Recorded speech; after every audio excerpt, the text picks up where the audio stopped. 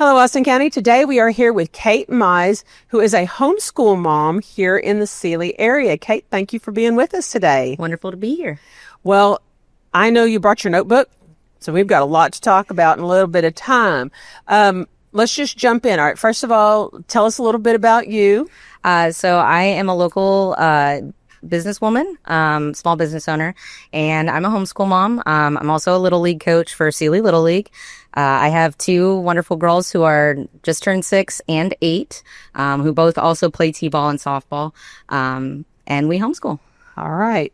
Well, I tell you, homeschool is something that is kind of a hot spot for a lot of people. Exploded. And it went from being, maybe one kid here and there to a whole movement. And so that's one of the reasons we wanted to bring you in, is because it is such it's gaining momentum. Right. And especially even here in Austin County, which, I used to be something that either it was super, super rural or it was super, super in the city. And now kind of being suburban rural, that even here we can have homeschoolers, that we can have such a huge community. Right. Okay. So what inspired you to decide to homeschool? So that's kind of a two-part question. One is personal experience. First off, my husband and I not that we did not have a wonderful, wholesome public school experience, because I think a lot of us do, especially when you're talking with older generations, my grandparents, my parents. Well, if it was good enough for me, right. And it was, and my experience, mine and my husband's experience was good enough. It was adequate. I graduated high school a year early because I was not being enriched. I could go get this done faster and get out of this faster. My husband wasted his whole senior year of high school, constantly not being pushed hard enough, not being fully engaged because it was too easy. And I felt like that's something that, as now with my children, I definitely could do better, keep them wanting to learn, not just going to school to go through the drudgery of it. And, of course, the bullying aspect too. I'm a nerd. I've always been a nerd, and that did not go well for me a lot in middle school.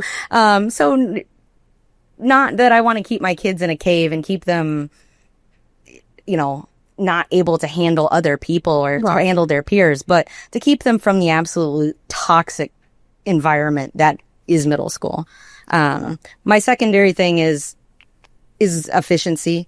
No one has ever walked into a DMV and been like, wow, this place is the most well-run place I've ever seen. Yeah. And I feel like the public school system has become that too. You look at the cost per dollar spent in each classroom, even here in Austin County, it's horrific. The amount of money that the taxpayer is spending to educate one child to then never hold anyone accountable for it. We are just passing kids along. If they pass the STAR test, maybe not.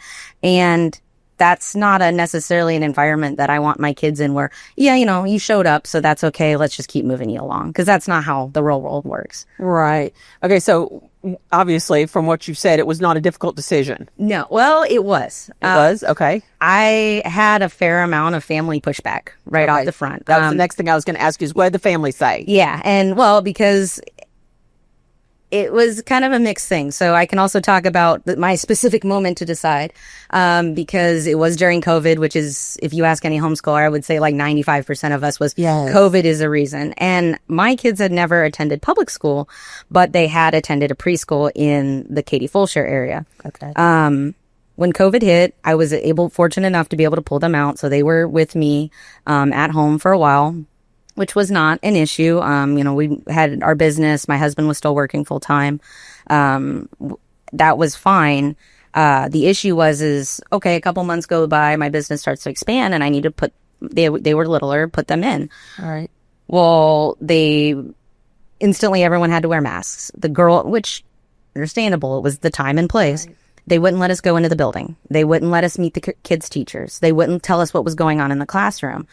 I found out after the fact, because we were treated like cattle, like, okay, here's your kid. They shove him out the door. Don't get to talk to anybody. I found out after the fact that they had triple ratios. So they're supposed to be, 1 to 7, 1 to 8. They had 16 to 32 kids in a classroom. Oh, wow.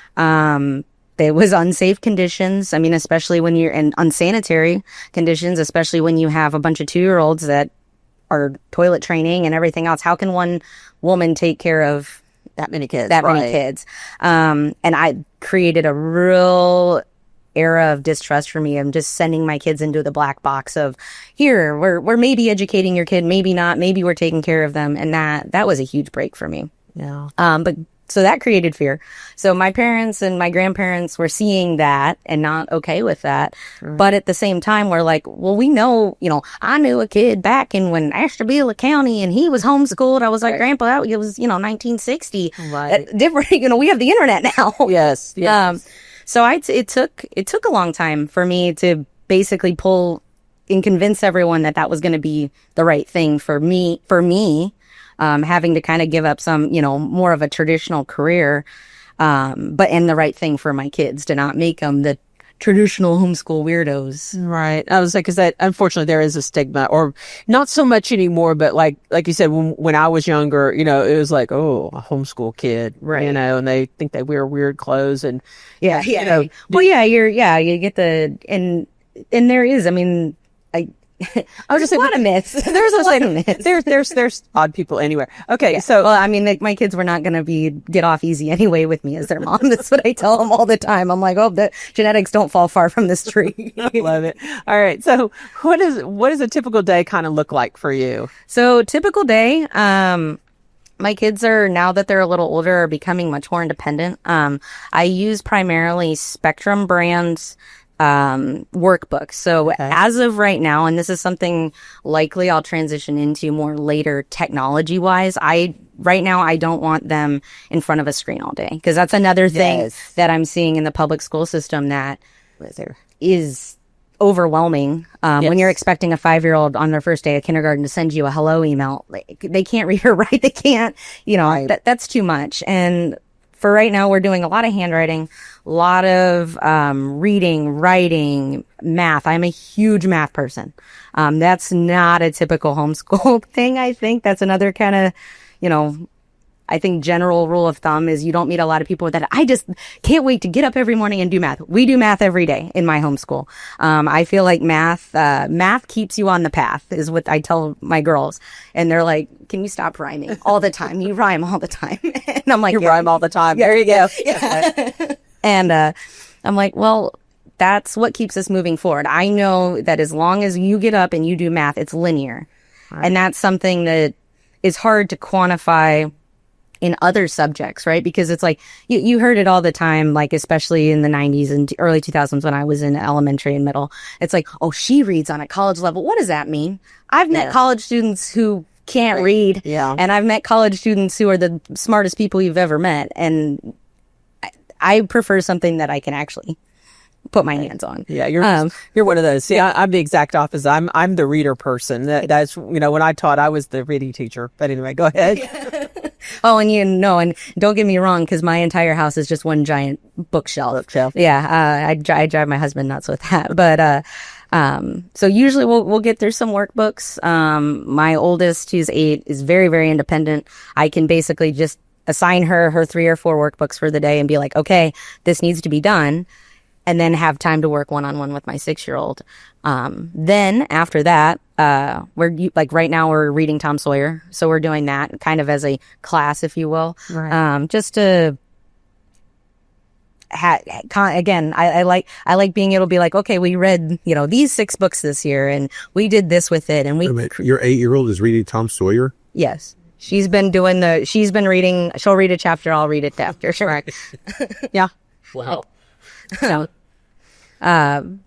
But then, so my other main thing, because I haven't talked about social studies or science yet. So I'm a huge history nerd. I love the San Felipe de Austin Museum. My kids would say I would go live in one of those log cabins if I could. I dress them up like little pioneers and drag them over there. Well, funny enough, we had Nicole Shadle and who was it? Brian McCauley in here not too long ago. So you'll have to pull that up.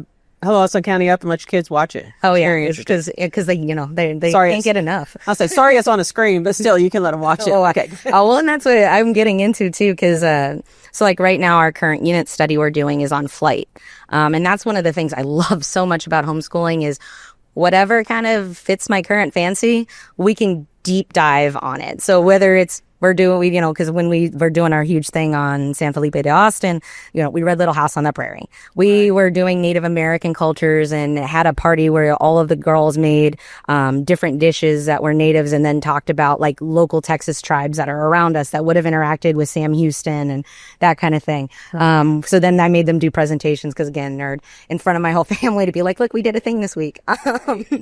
But right now we're doing flight. Which is fun because it's like, okay, there's tons of movies about flight. You can put them in front of Top Gun and call it school. Be like, look, you're learning about, F-16s, sure. So like we do that. We'll do YouTube videos. We'll read books. It's like in the Sealy Library, such a wonderful resource for that. Being able to go in and be like, okay, let's go bring home 5-6 books on flight. Pick and choose what we want out of them, learn about it, build paper airplanes. I'm an engineer, so that's kind of like, oh, okay, let's build things. Let's figure, we built little, ballistas, and we talked about Leonardo da Vinci and all of his flight machines. So we watched like 5 YouTube videos on that because they love Leonardo da Vinci because we did a whole Mona Lisa thing and like an art history. Like I said, I have too much fun. I was going to say, I'm going to stop you for a second. So the beauty part of what you're doing is the fact that you're able to capitalize on what you're interested in, what your girls are interested in, because quite honestly, kids, until they get older, don't have their own interests. They're interested in what mom and dad are interested in. And so that's the thing is you're like, hey guys, let's do flight. And they're like, yeah, because and I guess, correct me if I'm wrong, it's the whole thing. It's flight. You could do birds, butterflies, airplanes. Right. You're not just doing. Oh, well, space. So that was where we started with, because then I could do a whole deep dive, and I did on like Amelia Earhart. Well, then my oldest was like, so what happened to her? Right. And I was like, well, I think the sand crabs ate her.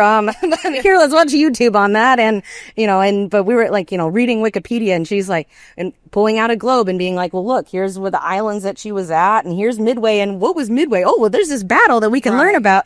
And just being able to build that out to the point where my 6-year-old could sit here and talk to you about the differences between the Challenger and Columbia disasters. Right. Because it's like, well, that's how you spiral that up. I love unit study because it's like you can go so many directions. Well, and then kind of we were talking a little bit before in the fact that in your quote unquote traditional education in a classroom, you have a set, we have to get from point A to point B in one day. Whereas with you, it's like we start at point A, and if we wind up at Q squared somewhere, then we've still done, what we need to do. Because, if your child is reading Tom Sawyer at 8, that's absolutely unbelievable. It's wonderful. Yeah.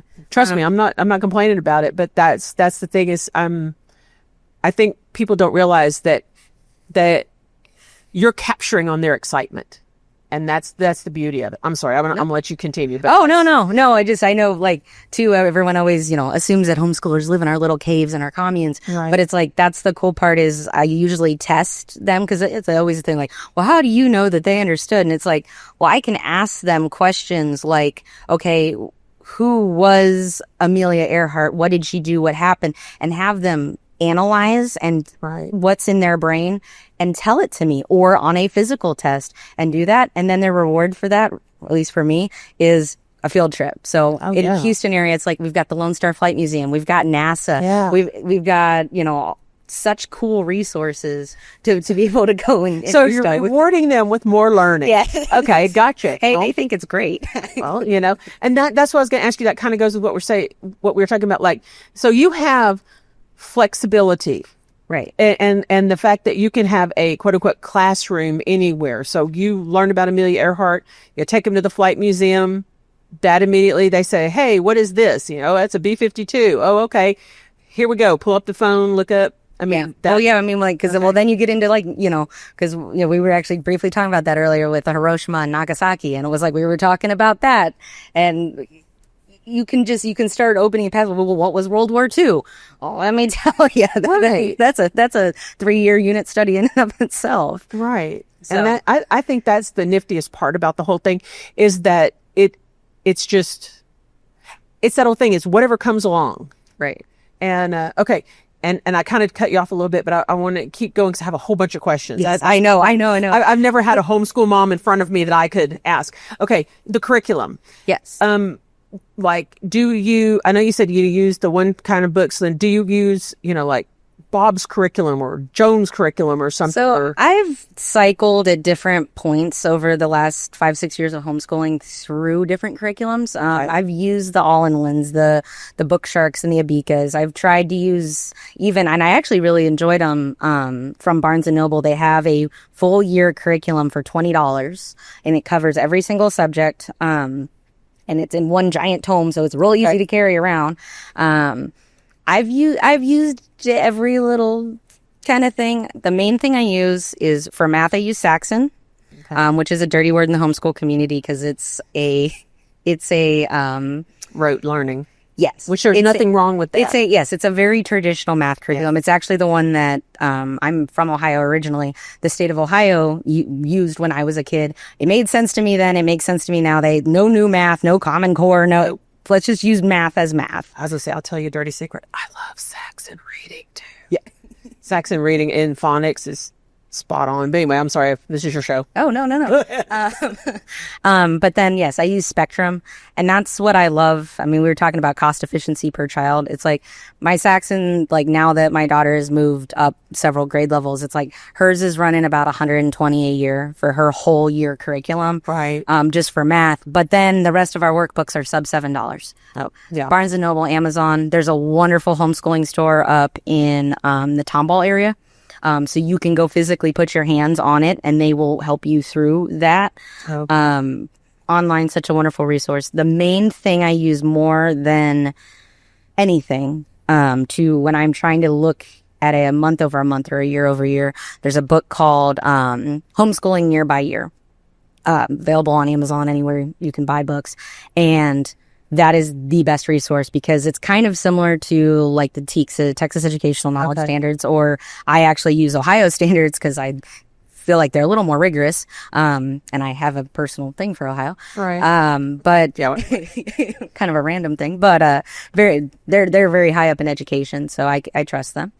But that book is the Bible of this is what your kid should probably know at these grade levels. Okay. So the thing is that you have this long, and we're going to have you back because if I don't keep asking questions and moving along, we'll just keep going. The other thing I wanted to know is, because at the very end, I want to dispel some myths. Okay. That's going to be the last thing we do. But tell me, you've talked about all the things I do. What's one of the most exciting things or the most rewarding things, with that aha moment with one or both girls? I mean, when they learn how to read, man, that is the coolest thing. When they go, I have pictures of I'm tearing up actually of my oldest.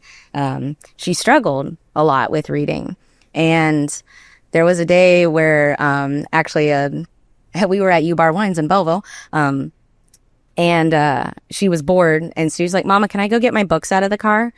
And she sat in the corner for 2 hours reading Babysitter's Club, just one after the other. And this was a kid that 3-4 months before was struggling and was like, I hate reading. I don't want to do this, to just sitting there devouring books. And I was like, finally. I mean, I took a picture of her just sitting there, like, finger in the mouth, reading the book, happy as can be. And it was like, that's what you want to see. You want to see that love of wanting to know more and wanting to have words in front of your face instead of a screen. Good job, Mom. Okay. So speaking of that, challenges, like I hate reading. I'm tired. I don't want to do this. We did this yesterday. How do we swing those? Let me find my note because I'm sick today. Yeah. I can't, I don't give them a choice. Okay. It was like I wanted to make sure I said exactly what I wrote down because I wordsmithed some of this. Public school doesn't give them a choice. Why should I? Well, and that's true. Well, and life doesn't give them a choice. No. I think that's a huge thing in the homeschool community. And if you were coming into homeschooling, if you were new, you have to have your teacher brain and you have to have your mom brain. Right. And you have to realize that, yes, that's your baby. That's, you gave them life. However, at the end of the day, their education, by taking on homeschooling, their education is your job. That is your priority. That is, so if they're not getting educated because, it's okay, baby. Yeah. We will all want to be like that, but that's not the reality of the world. You're their teacher now. And that you have to keep those two hats and use them as needed. Yeah.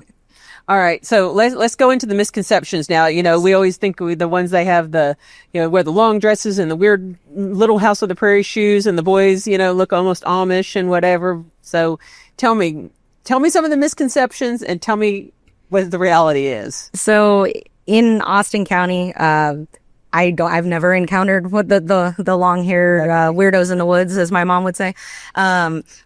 Everyone's very, very nice, very, very normal. We go to church. We're in Little League. I head coach a softball team. I assistant coach a t-ball team, and it's actually crazy because a lot of the girls on my team are homeschooled. Our fellow homeschool moms. It gives us something in common. Right. Just the same way that the public school kids are happy. Like, oh, my friend's on my team. It's like, well, my friend's on my team, and it's a right. similar community. We did Austin County Fair. We did pageant last year. My oldest did the preamble to the Constitution, which is a fun party trick to pull out. Like you go places. You're like, hey, Mike knows the Constitution. Whoa. Let's back up here. For like her talent, she did the preamble to the Constitution. Yeah. Did she win? She didn't win. She got beat out by a very deserving girl who actually does calf roping. But she was devastated. She got a full standing, ovation? The whole, I was very proud of her. She won Miss Photogenic. So she was like, but that's not on my accomplishments. I'm like, calm down there, child. So you have precocious children is what you're saying. Yeah. Okay. And that was, being in fair was fun because, again, on the homeschooling, it's like, now you're doing public speaking. Now you're doing self-presentation, how to dress, how to market yourself, how to interact with other people, how to speak to judges, how to memorize information. And even how to take disappointment. Right.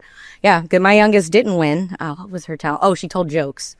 Okay. So we got every bad cow joke out there that you could find. I was going to say, okay, now continuing on that, the group, so your group is not small. Like there was, the misconception is that these kids are isolated, that they're, you only have the two kids, dad, mom, and that's it. So you have a wide range of people from the librarian. Right. Which, Abby, we love you. We love the library. From the librarian all the way to you said the people at the probably 4-H and this fair and everywhere. Yeah. And I mean, in Little League is a nonstop.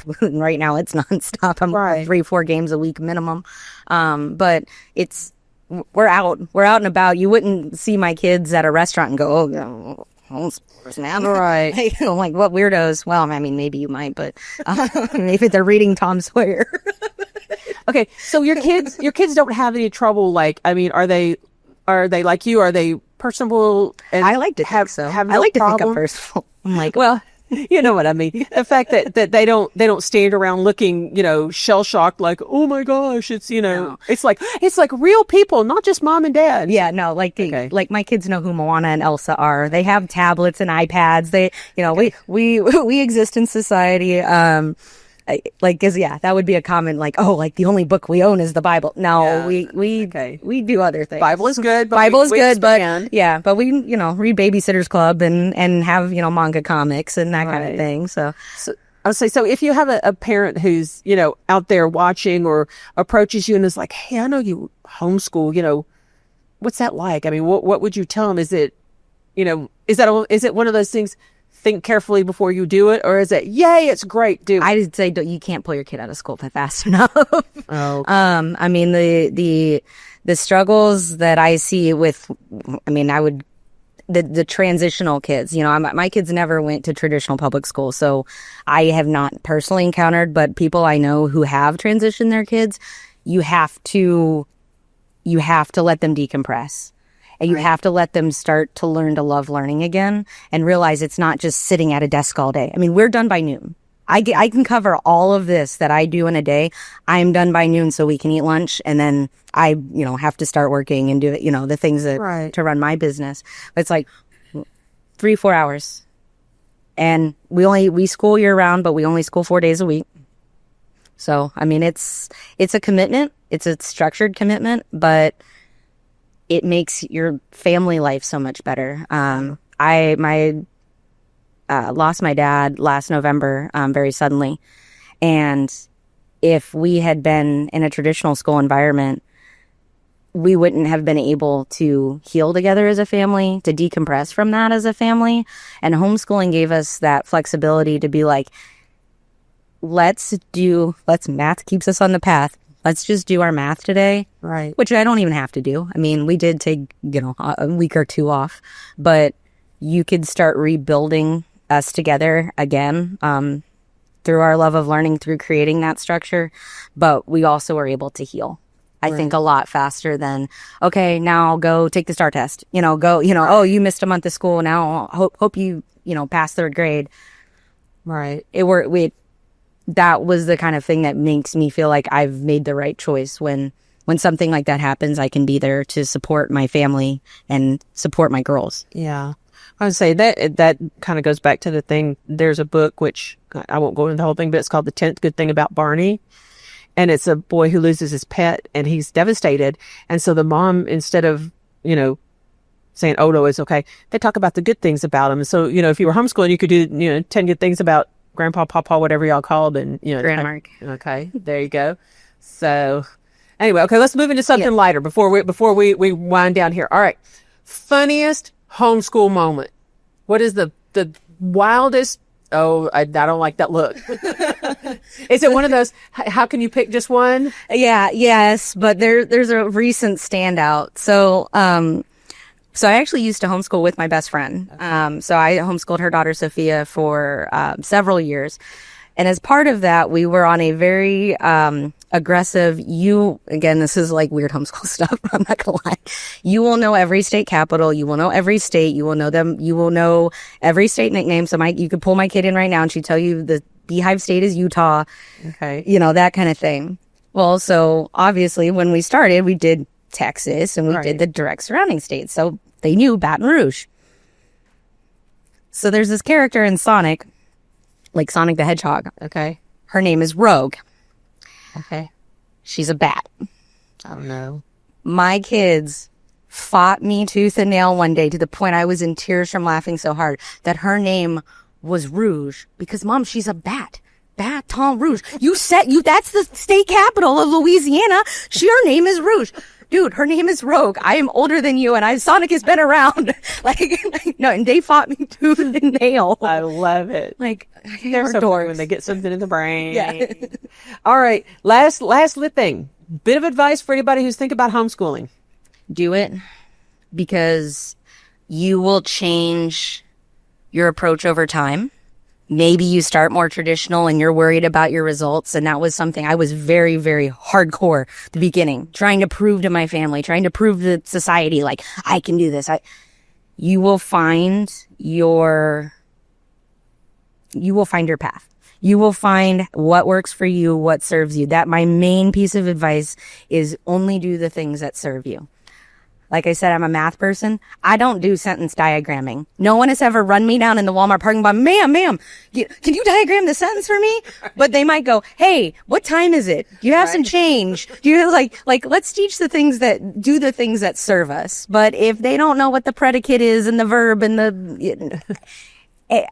need to know, they need to know a good basic foundation of English, but I'm not going to spend a lot of time in the minutiae of maybe language arts. Right. But I do want you to know the quadratic formula. Yeah. But do the things that serve you. Like we were talking earlier, it's like throw out the worksheets that don't work and move on.